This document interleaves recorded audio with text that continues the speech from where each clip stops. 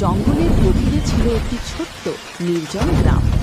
গ্রামের একদম শেষ প্রান্তে দাঁড়িয়ে ছিল একটি পুরনো কাঁচা বাড়ি।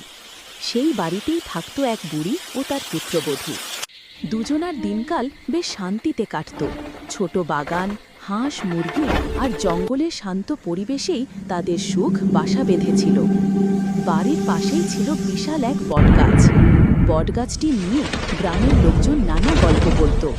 কেউ বলতো গাছটি অপশক্তির আস্তানা, কেউ বলতো রাত হলে গাছের ডাল থেকে হাহাকার শোনা যায়। বুড়ি এসব কথাই বিশ্বাস করত না, বলতো গাছ মানে গাছ, আর কিছু না। কিন্তু সত্যি ওই বটগাছে বাস করতে একটি বধূ। রাতে পুত্রবধূ পানি আনতে বাইরে বের হয়েছিল। চারদিকে গভীর অন্ধকার। হঠাৎ তার চোখ পড়ল বটগাছের ওপর। সাদা শাড়ি পরা লম্বা এক ছায়া গাছের ডাল থেকে তাকে দেখছে। লাল চোখ আগুনের মতো জ্বলছে, আর চুল ঝুলে আছে মাটির দিকে।